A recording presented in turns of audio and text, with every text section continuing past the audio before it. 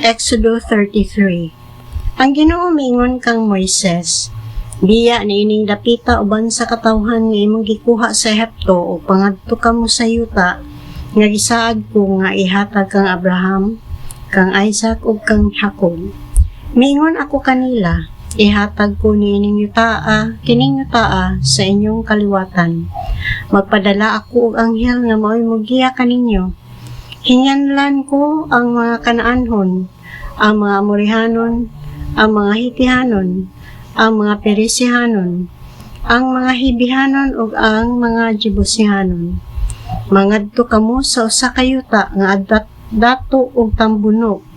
Apan dili ako moban kanyo kay gahi kamo kasing-kasing, kay tingali unyag laglagan ko kamo diha sa dalan.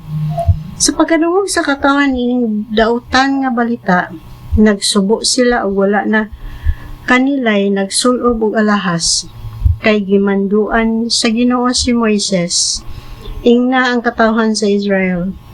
Gahi kayo kamog ulo, kung ubanan ko kamo bisan sa makadiyot lamang, maaghat ako sa paglaglag kaninyo sa hingpit.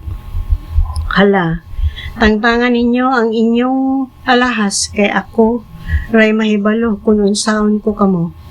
Busa sukad sa bukid sa Sinai, wala na gayon magsulob og alahas ang katawhan sa Israel. Naanda ni Moises ang pagdala sa tolda ug pagtaod niini sa dapit nga layo sa kampo. Ginganlan niya kinig tolda nga tagbuanan. Ang buot magpakisayod sa Ginoo madto sa tolda nga tagbuanan. Inig-adto ni Moises sa maong tolda manindog ang tanang katawhan diha sa pultahan sa ilahang kaugalingong tolda ug magbantay kang Moises hangtod nga mosulod na siya sa tolda. Human makasulod si Moises, ang daw haligi nga panganod mo paibabaw sa puntahan sa tolda unya ang Ginoo makisulti kang Moises.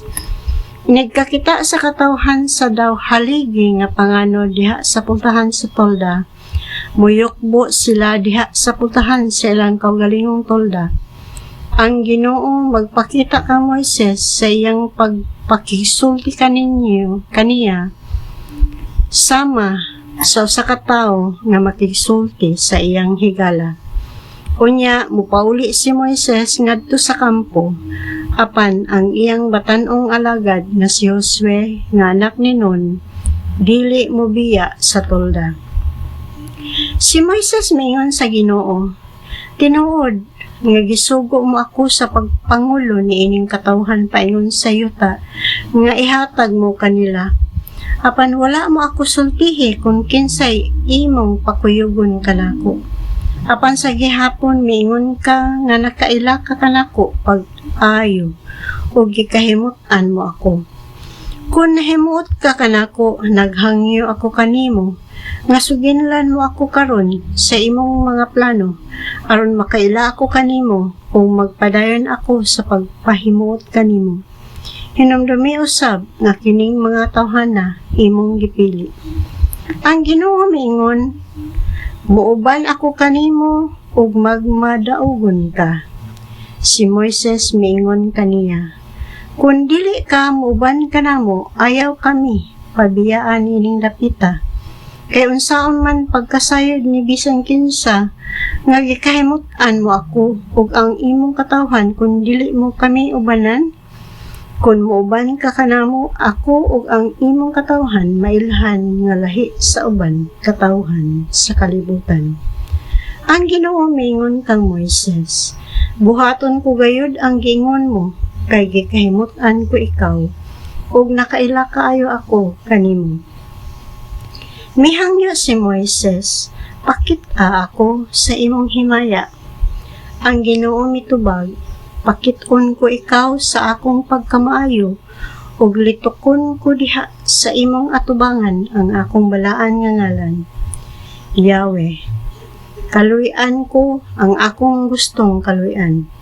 Ug miingon pagayod siya, dili ka makakita sa akong nawong, kay walay tawo nga makakita kanako nga magpabiling buhi.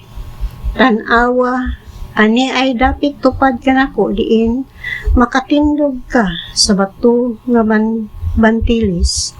Iniglabay sa akong himaya, ibutang ko ikaw sa liki sa batong bantilis o tabunan ko ikaw sa akong kamot. Hangtod makasaylo na ako. Unya, kuhaan ko ang akong kamot ug makita mo ang akong likod, apan dili ang akong naong.